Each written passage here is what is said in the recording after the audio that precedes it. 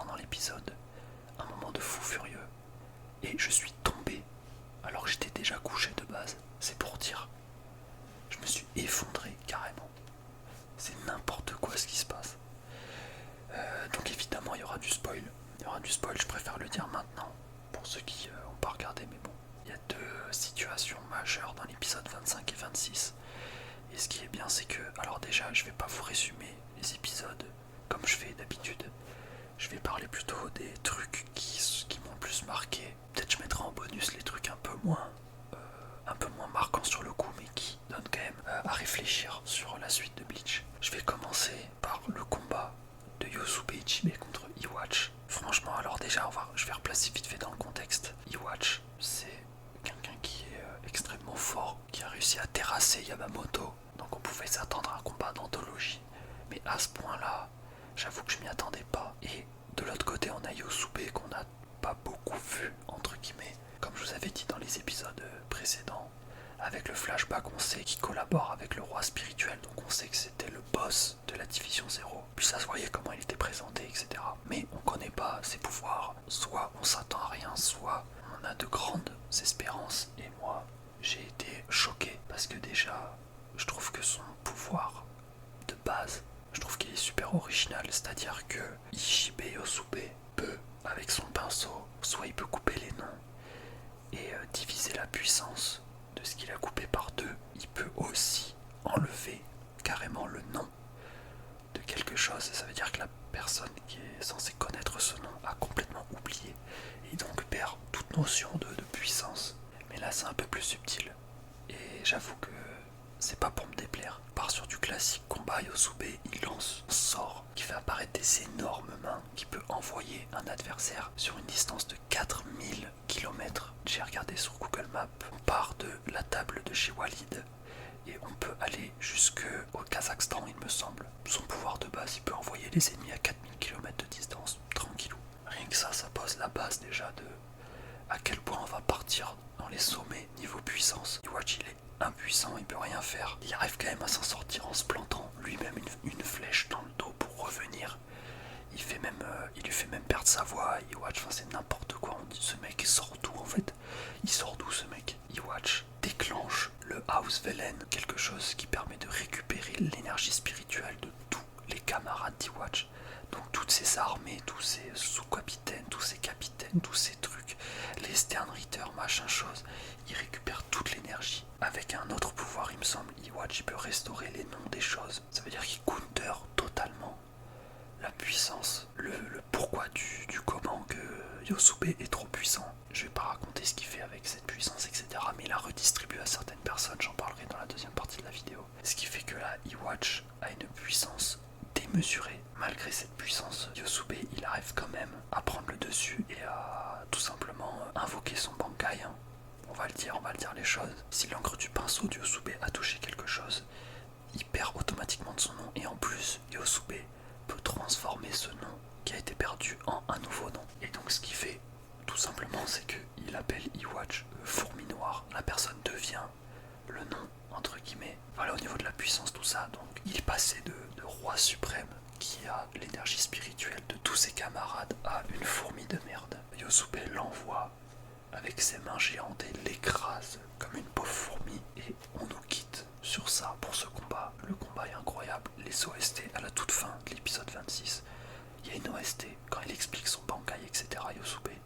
Elle est vraiment pépite. Voilà, elle est vraiment pépite cette OST. Et la surenchère que j'aime beaucoup. Donc au début ils se battent juste avec des pouvoirs classiques. Puis ça monte jusqu'à que les deux, lui sort son Bankai et l'autre sort de son pouvoir ultime. Mais du coup, on n'en avait pas vraiment fini entre la division 0 et la garde rapprochée d'Iwatch, puisque je vous rappelle, il reste Ishida qui est vivant, Ashvalt et une autre personne, on parlera juste après. Ishida, il va se battre contre Senjumaru et on va dire que le combat est plutôt stylé. Il y a des techniques qui sont utilisées que j'aime bien. Il y a des mouvements de partout, c'est assez sympa à voir, franchement. Ensuite, pour ce qui est de Tenjiro vs Ashvalt, j'avoue que ça, je m'y attendais pas du tout. Tenjiro, il atomise son adversaire avec le Zanpakuto qui s'appelle Kinpika. Je pensais vraiment que Ashvalt allait gagner sur ce coup-là, parce que c'était quand même celui qui était censé être le successeur d'Iwatch, il me semble, ou alors je me trompe. Et donc le voir perdre comme ça en si peu de temps, ça m'a beaucoup étonné. Mais le combat était plutôt cool. Et un truc du coup je m'attendais pas du tout, c'est Oetsu vs le Stern Ritter D. Je vous avais parlé de l'épisode d'avant, je disais qu'il ressemblait au cousin germain d'Aizen et qu'en vrai il avait servi à rien du tout, il s'était fait one shot. Et ce mec est complètement cheaté. Déjà il est invincible. En plus de ça, il a un pouvoir qui lui permet de calculer la dose létale de n'importe quel produit et pouvoir l'appliquer sur quelqu'un quand il veut. Et donc là ce qu'il fait c'est qu'il abaisse la dose de sang mortelle dans le corps d'Oetsu. Ça veut dire que Oetsu il va avoir trop de sang dans son corps, il me semble, si j'ai bien compris.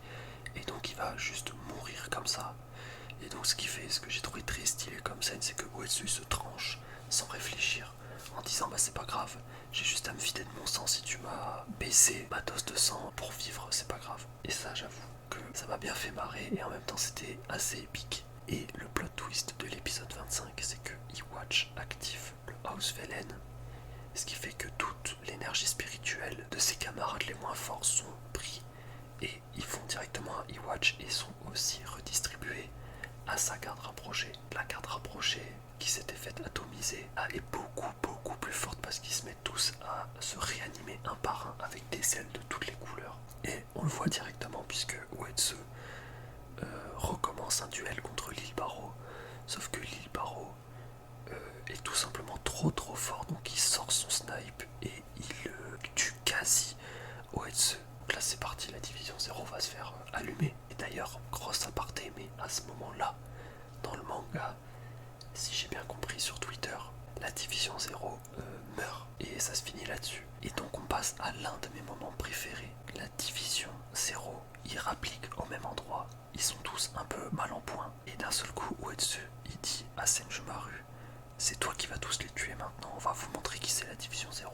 Et là c'est un truc de malade mental ce qui se passe. Kiryu, Tenjiro et Uetsu se suicident tous en même temps, ce qui fait que la division 0 brise le sceau du serment du sang et donc ça permet au seul survivant d'invoquer son Bankai.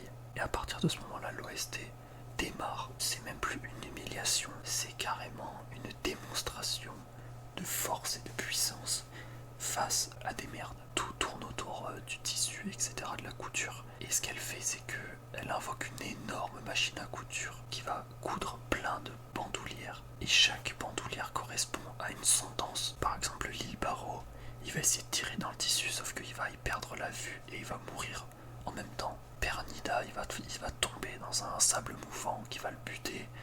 L'autre qui est censé être invincible, il va se faire enfermer dans une cage à jamais.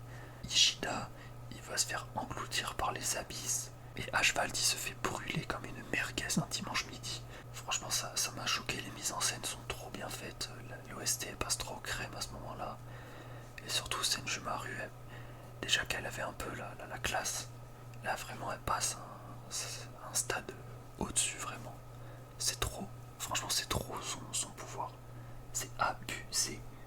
Et l'épisode il se finit là-dessus. Et malheureusement, il va falloir attendre jusqu'en 2024 désormais pour avoir la suite de Bleach. Je sais pas si je vais tenir jusque là, je sais pas si je vais réussir à me retenir de pas lire les scans. Et aussi, dernière chose improbable, c'est Kyoraku et Ukitake qui discutent. Ils ont réussi à activer un espèce de pouvoir qui s'appelle le Kamikake, avec une énorme ombre qui sort de Ukitake justement. Et je sais pas du tout ce que c'est que ce truc. Je sais même pas si c'est quelque chose qui est dans le manga ou qui a été rajouté. Mais ouais, un peu de suspense, ça fait pas de mal. Sur ce, j'espère que cette vidéo vous aura plu. Moi, ça m'a bien fait kiffer les épisodes. Par contre, le montage va être infâme. Et je vous dis à demain, comme d'habitude, une vidéo par jour. Ciao ciao la team.